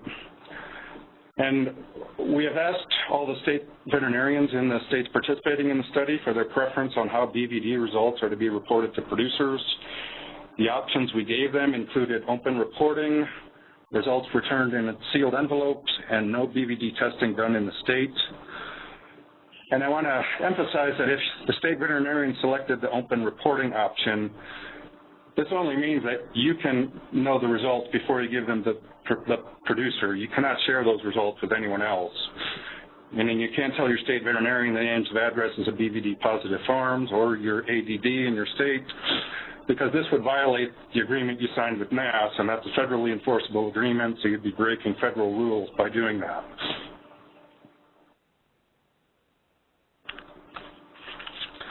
So this is shows the producer agreement. Here you need to put the state in 3 different places, and you sign in dates over here. The producer signs in dates over here, and you also want to put the date up in here. And then the second page of the producer agreement describes the biologic testing, and the producer initials here if they want to do BVD testing, they initial here if they want to do forage testing, and they initial here if they want to do fecal testing. And I'm only going to be going over the first 2 pages of the producer agreement today. We're going to be going over the BVD agreement tomorrow. And tomorrow we're primarily going to be focusing on the biologic sampling, the biologic testing options available in the study. So now I'm going to transition into going over the questionnaire. So can I jump in real quick and talk about that ADM 043 for a minute? Yeah. So coordinators, that form can be found on our SharePoint site, and I will also email it out to you today. All of your field staff needs to have that signed before any names get turned over to them. So I'm not sure if that was made clear or not. So again, I'll email that out today. All your field staff has to have that signed before you turn over any producer. And you can scan and email those to me now and send me the originals later when you send in paperwork, however you want to do it. But please, please, please make sure that that form gets signed soon. Thanks, Chuck. Okay, thanks, Abby. Okay, first there's been some confusion on where to find the operation ID number on the consent forms that were turned over. And this information is to be entered on the first page of the questionnaire. The FIPS code goes here, and the operation number goes here. FIPS code is a 2-digit number. The operation number is usually a 4-digit number. And the NAHMS ID is also to be entered on every page of the questionnaire at the top of the page. In case any pages get separated, then we know what operation the pages go with. And so this is an example of a consent form that was, and you'll find the NAHMS ID here in this EPA ID blank, and the number that NAS is using is they use more digits in their ID than we use in ours, and we don't need all of these digits in our ID. And so in this ID number, the first 2 digits are the FIPS code. That is for the state code. In this case, the FIPS code is 21, which corresponds to Kentucky. And the last 4 digits of this number are the farm ID number. So the complete NAHMS ID for this farm would be 211167. So you would take out all these zeros in between. It could be possible that there are only three numbers at the end that are not 0. In that case, you would want to put a 0 before you'd want to put a 0 after the FIPS code number before the rest of the ID starts.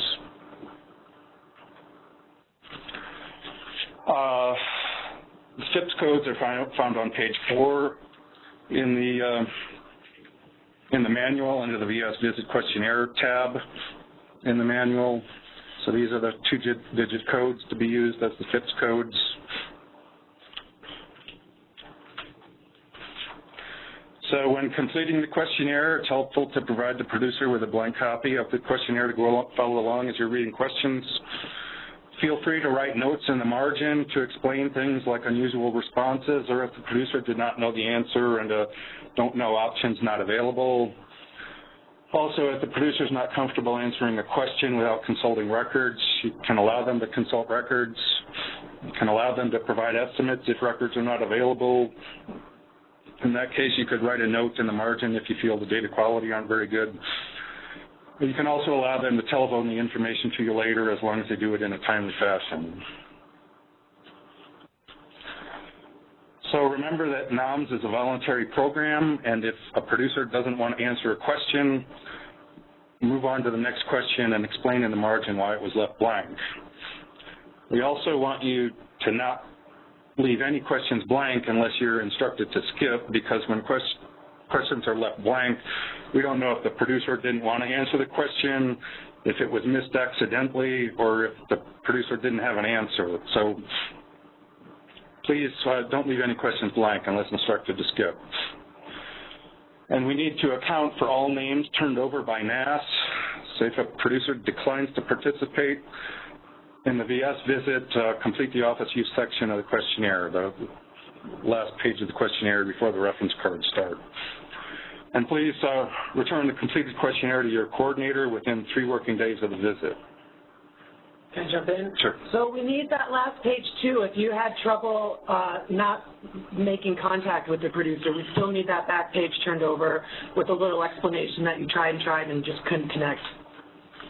Okay, thanks, Abby. Within the questionnaire, there are 5 topic areas. First is inventory and sales practices. Second is vaccination and testing practices. Third is disease control, illness, and death. Fourth is nutrition management. And fifth is opinions on significance of health problems. And then the last section is office use section. There are also reference cards stapled to the questionnaire at the back. Those are to be used for specific questions in the questionnaire. So now I'm going to go over some questions that you might have problems with or you might have questions about. In most cases, there are what-if scenarios in the manual describing these questions and how they should be interpreted. And I'm going to go over a few of these questions that have what-if scenarios in the manual to give you an opportunity to ask questions here if you have them. So in Section A, Question 2, we ask about how many beef calves were born alive and dead in 2017. And you might be wondering with this question how a stillborn should be counted. And a stillborn is usually considered a calf that dies within 24 hours after birth. And so for the purposes of this question, if the calf was alive when it exited the cow, it should be counted as born alive. If it was dead when it exited the cow, it should be counted as born dead. In question 24 in section C, we ask about the number of calves born alive that died within the first 24 hours. So we're accounting for stillborns in that later question. So in this one, if it was born alive when it came out of the cow, then it's born alive. Or if it was alive when it came out of the cow, then it should be counted as born alive. In section A, questions 3 and 4, these are about cattle sold during 2017. These questions are not limited to the cow-calf operation, but they are limited to beef cattle. Thus, for example, if the operation buys stocker calves and sells them later to a feedlot, include these in the number of calves sold. In question 4, or for question 4, a description of each of the different selling methods appears in the manual. So, in contrast, in section A, questions 5 through 12, these are about practices used for calves sold during 2017 for purposes other than breeding. And here we're specifically interested in calves destined for feedlot, backgrounder, or stocker operations. And for these questions, do not include calves held as stockers or backgrounders on the operation, or calves fed out to market weight on the operation. Here we're interested in calves that are specifically destined for feedlot, backgrounder, or stocker operations at different operations than the premises being interviewed.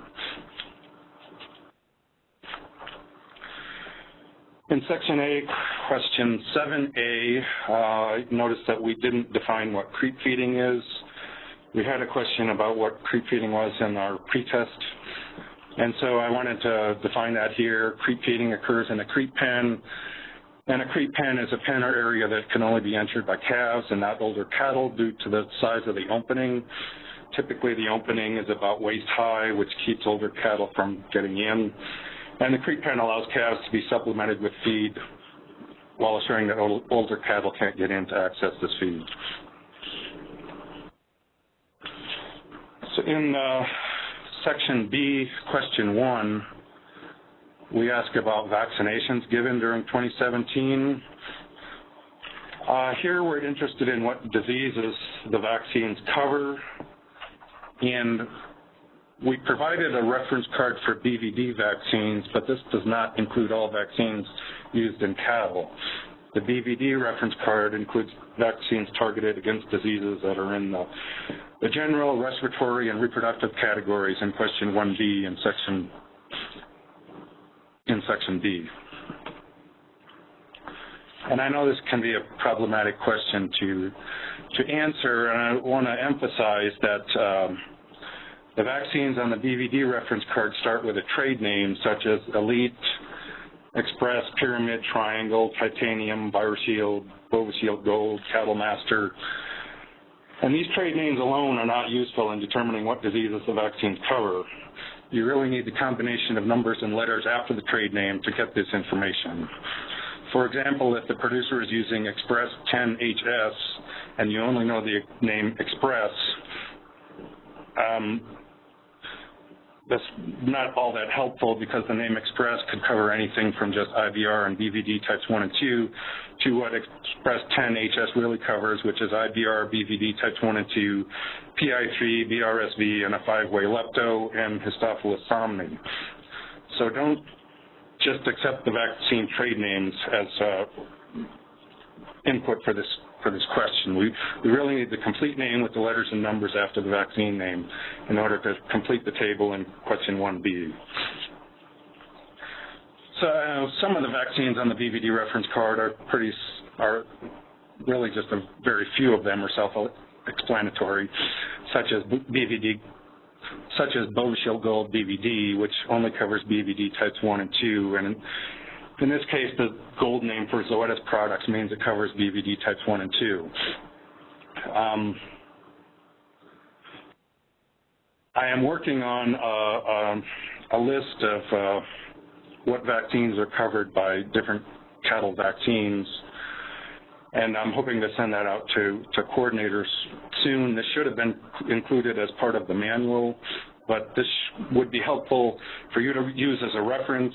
For example, if a producer tells you he uses Express 10, and that will give you something to look up on what diseases that covers, so you don't have to go to the internet and go through all the manufacturers' websites to find out what that vaccine covers.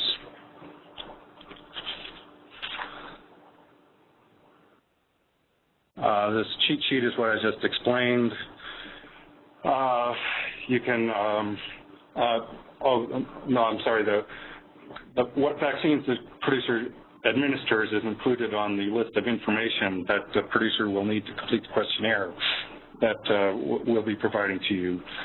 And if the producer hasn't gathered this information by the time you get there and they don't remember the vaccines they give, you can ask if they have any of the boxes or bottles of vaccines and ask to see them. That the boxes or bottles will tell what diseases are covered by the vaccine. And if their veterinarian typically administers all the vaccines, you can ask them to call their veterinarian, and they will probably be able to answer from memory on what vaccines they give. In section B, question 2, this asks about how many times a calf is typically vaccinated against respiratory diseases from birth to sale. And for this question, you want to consider each respiratory event or respiratory vaccination event as one event, regardless of whether the calf is given 3 vaccines or 1 vaccine at each vaccination event time. And also, I want to explain that we did not define what a respiratory vaccine is in the wording to this question. And then for the purposes of this question, a respiratory vaccine protects against BVD, PI3, IBR, DRSV, Pasteurella, Mannheimia, Histophilus, and Mycoplasma bovis. And this list appears in the manual. In section B, question 5A through G, this asks about BVD vaccines given to different cattle age groups. And we ask you to report a specific vaccine code over here on the right. And it would be good if you could do that, because that would serve as a check for the earlier question about vaccines administered to cattle.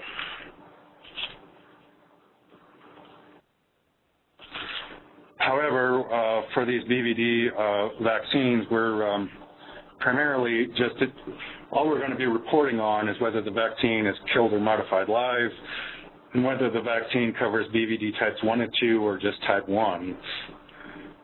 And so in this case, if the producer doesn't remember what vaccine was given, the vaccine trade name typically tells the information we need for this question. For example, all Bovishield Gold vaccines are modified live and all cover types 1 and 2.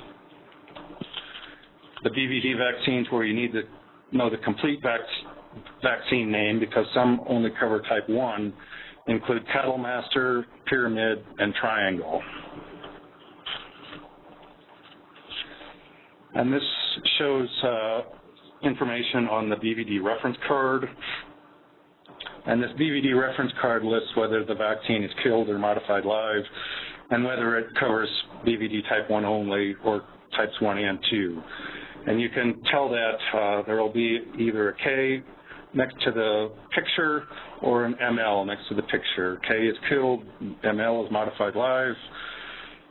If it only covers type 1, there will be an asterisk next to the vaccine name.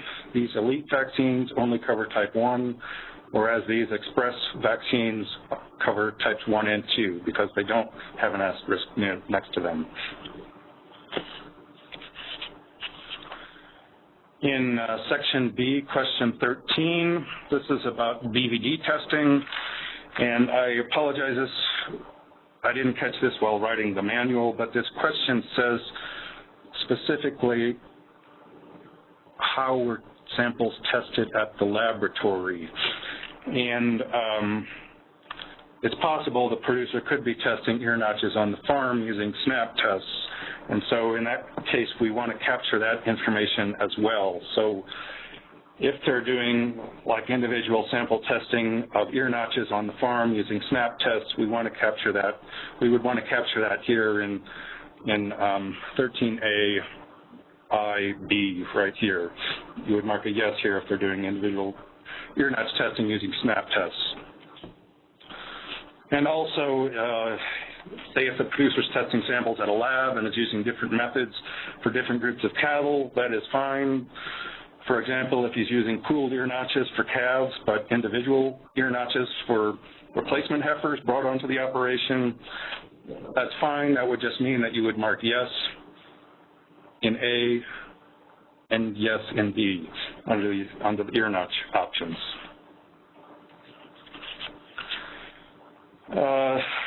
Question 2 in section C asks about antibiotics used in feed.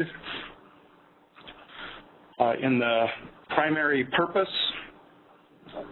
category, we ask about options include prevention, control, or treatment of respiratory disease, or to promote growth, or other.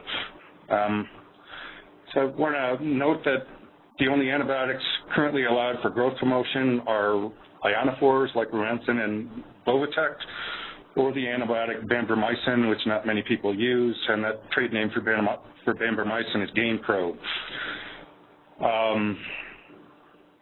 Really, if producers say that they're using other antibiotics like chlortetracycline for growth promotion, then the quality of their data should be considered a little suspect, or they don't understand what vaccines or what antibiotics are allowed for use. But these days, antibiotics like chlortetracycline require a VFD, and so generally a veterinarian is not going to write a VFD for a drug that's not allowed for growth promotion, or they're not going to put growth promotion as an indication on that VFD. They have to put an indication that's legally allowed. And for answering this question, there's a reference card called Guide 2, Antibiotics Used in Feed, to help you complete column C in this table, and that's the primary antibiotic code. You would write the code in this column. In question 6, in section C, this asks about the number of cattle affected by the listed diseases in this table, and this is the number affected in calendar year 2017. So you would put the number affected in this first column, and then after that you would want to ask about the number treated with antibiotics given by bolus or drench, or by drinking water, or by injectable antibiotics. And then if they're using any of those types of antibiotics, there is a reference card called Guide 3, Oral and Injectable Antibiotics, to help you fill out these columns 3, 5, and 7 if needed. And this is a big table, but it really shouldn't be all that hard to complete. The thing that's the most complicated to complete is this number affected during 2017. And once you get that done, the rest of it should be fairly easy because they're mostly going to be using injectable antibiotics. There will probably be a few using boluses, but there will probably not be many using a drench or antibiotics in drinking water. And in Section C, questions 8 through 11. So these questions are about use of chlorotetracycline for anaplasmosis control. And these days, use of chlorotetracycline in feed, loose mineral, or mineral blocks requires VFD because loose mineral or mineral blocks are considered a feed. And in these questions 8 through 11, we're not interested in using antibiotics by injection or bolus for anaplasmosis control. And this is the first time we've asked these questions about use of chlorotetracycline for anaplasmosis control. There's concern that anaplasmosis appears to be spreading, and there's also more interest in antibiotic use, so that's one of the reasons we added these questions to the questionnaire. In question 15 in section C asks about the primary veterinarian used by the operation in 2017, and for this it's important that you only mark one box. If the operation calls a veterinarian or vet clinic as needed to deal with emergency issues, but they also use the same veterinarian or vet clinic to visit the farm once or twice a year to perform routine things like vaccinations, deworming, preg checks, castration, or dehorning, then this would be considered a veterinarian who makes regular or routine visits, despite the fact that they also come to do, when you call as needed, they generally make regular or routine visits, so you should select this middle option for that in that case.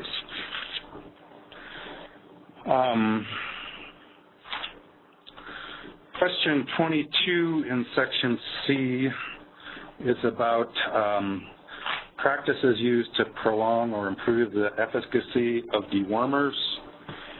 And this question was used in the 2007 study, and it didn't get updated before it got published. And I want to point out that thoughts about prolonging the efficacy of dewormers has changed since the 2007 study. I mean, it's now considered important to maintain refugia in the environment and in the animals on the operation in order to maintain the effectiveness of dewormers. Refugia is the proportion of the total parasite population that is not affected by the antiparasitic drug. So these parasites are considered to be kind of in refuge from the drug. Examples of refugia include parasites left in untreated animals. This could be if, when deworming occurs, less than 100% of the cattle are dewormed. This also includes eggs and larvae left on the pasture before animals are treated, because these eggs and larvae are still viable. It also includes life stages of the parasites, such as larval stages that are not affected by the dewormer. And so of the options in this question, the one I would consider no longer applicable is option C, deworming more often, because if the operation is deworming 100% of cattle more often than, say, once or twice a year, this practice would be considered to be more likely to lead to resistance to dewormers, because it eliminates susceptible parasites from all cattle at once, so this would increase the proportion of resistant parasites left in the population, and this leads to lack of refugia on the operation. Questions 28 through 30 in question C are about tests, vaccination, or deworming practices required before adding new cattle to the operation. In the 2007 study, the manual specified that these tests, vaccinations, or deworming requirements needed to be done before bringing cattle onto the operation, meaning they would need to be performed by the seller. For the 2017 study, the manual specifies that these practices could be required by the seller before purchase and bringing cattle onto the operation, but they could also be performed by the producer upon bringing cattle onto the operation, as long as these are done prior to mixing these new cattle with existing cattle. I mean, when you rely on the seller to perform these, you might not be sure that they're were actually done. When you do them yourself, you know that they've been done. And really what we're interested in here is whether these practices are performed, not really on who performs them. In Section D is about nutrition. We didn't ask any of these questions in the 2007 study. We did ask some questions about nutrition in the 97 study.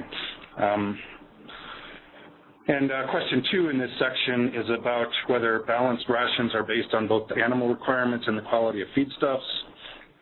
And for this question, if the operation doesn't calculate balanced rations, then this question would be skipped. But nutritional, as Jason showed us today, nutritional requirements of cows vary based on the stage of gestation. For example, cows in the middle third of gestation have lower protein requirements than cows nursing calves or cows in the last third of gestation. And while laboratory testing of feedstuff quality is more accurate than using book values, the producer doesn't need to use lab testing to answer yes to this question. So in other words, the producer can be using book values to calculate feedstuff quality. And they can answer yes to this question as long as they're also taking into account the animal's nutritional requirements. In Section D, questions 3 through 4, this is about mineral and salt supplements given to cows. To answer this question, it's helpful to know the difference between microminerals and macrominerals. Macrominerals are required in higher quantities than microminerals.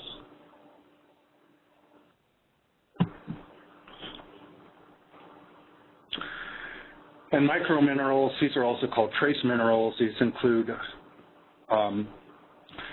cobalt, copper, iodine, iron, manganese, selenium, and zinc. Macrominerals include calcium, phosphorus, sodium, chloride, magnesium, potassium, and sulfur. And note that protein tubs often contain trace minerals with salt, so ask if the producer uses protein tubs. If so, the ingredients are often on a sticker on the outside of the tub. This gives the definitions of these types of supplements. Salt contains just salt. Trace mineral salt contains both salt and trace minerals. These are also known as microminerals. Complete mineral contains an appropriate mix of both macrominerals and microminerals, including salt. And high magnesium mineral is a complete mineral with extra magnesium usually used to prevent grass tetany in the spring. Question 10 in Section D asks about whether the operation makes use of crop residue as a feed source. Jason talked a little about this today. This is typically when cattle are turned out to feed on the residue after the main crop has been harvested. And in most cases, this is going to apply to cows turned out onto corn stalks after the corn has been harvested. When they do this, cows can feed on the corn stalk residue, and they can also clean up any corn that's left in the field. This doesn't apply to grazing. This is specifically about crop residue.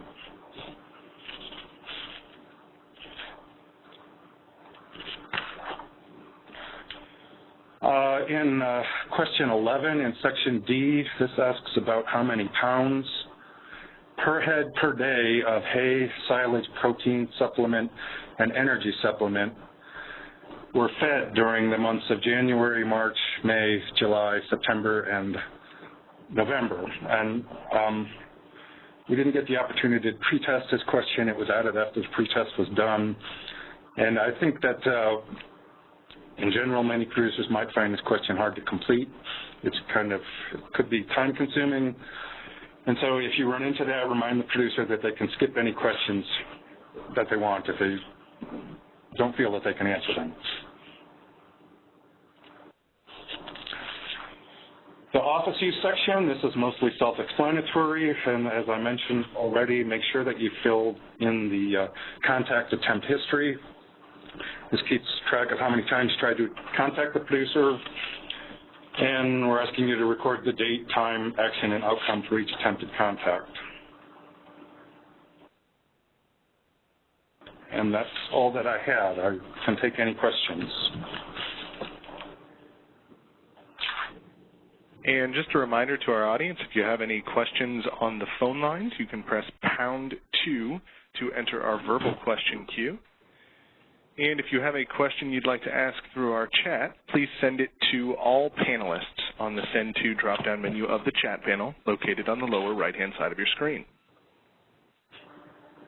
And we did have a chat question in the middle of the presentation that came in from Mary. She asks, who should have the manuals?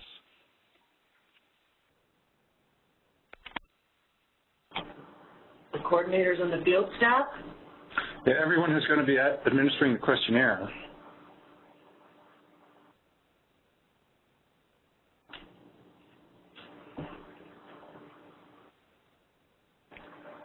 And we did just get a chat question in from Randy. How do you handle interseeded secondary crops such as radishes interseeded in cornfields?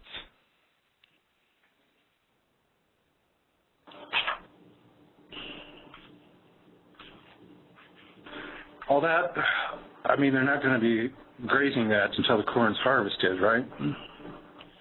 So that would still be considered a crop residue.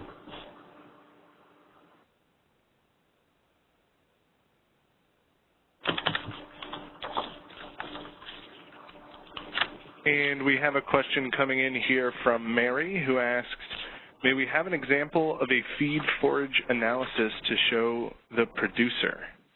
And she followed up with, there may be some producers who will be concerned that USDA will take action on BVD-positive herds.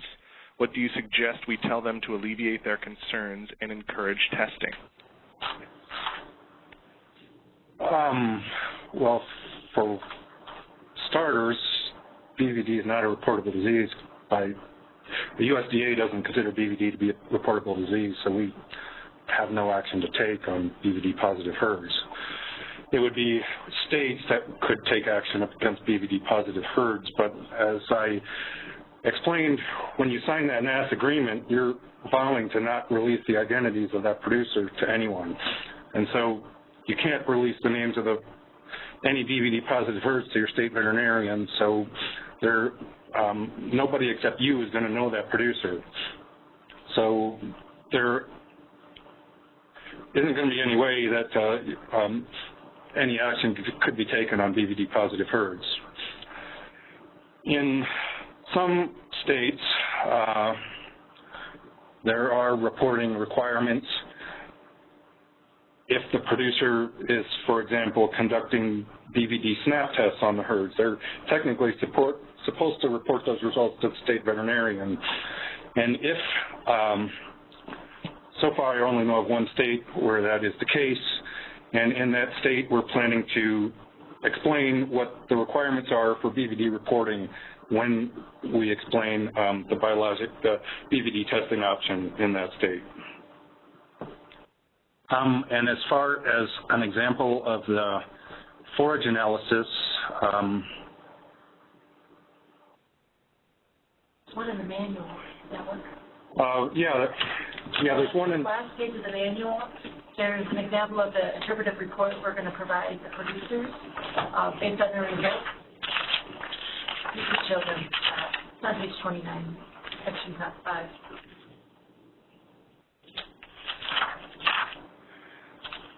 Yeah, so we have, like Allison said, there's an example on the last page of the manual on the information that we're going to provide.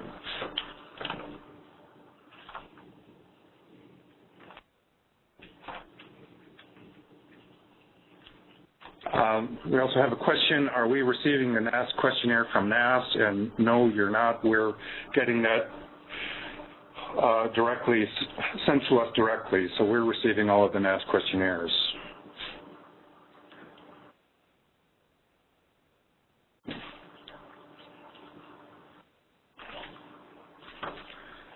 There's also a question, does question 6 in section C exclude breeding bulls?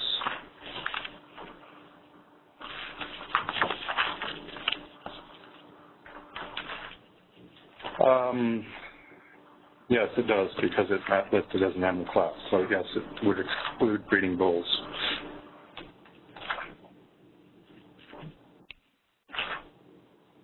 And with that, we have no further questions left at this time, but just another reminder to our audience, if you have a question on the phone lines, you can press #2 to enter the verbal question queue, or you can send in a chat question to all panelists.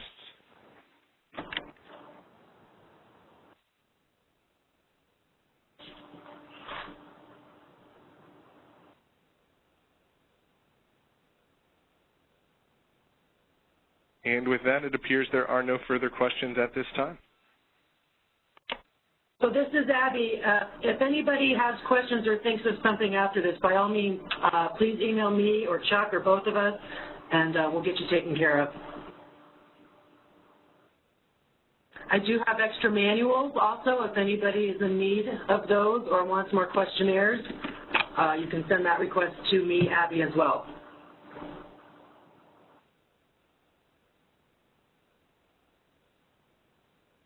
Okay, thank you, Abby. Well, thank you all for being on the call today. We have another call tomorrow scheduled for 9 o'clock Mountain through 12 o'clock Eastern, or sorry, 9 o'clock Mountain through 12 o'clock Mountain. And on the call tomorrow, we're going to be focusing on the biologic testing. We do have a couple of speakers. We have someone from IDEX who will be talking about BVD, and we have someone from Virginia Tech who will be talking about forage testing. And then the rest of the day will be spent talking about collecting biologic samples. Okay, so thank you all for being on the call today, and I hope you can join tomorrow as well. Thank you for joining today's conference. The session is now concluded, and you may disconnect.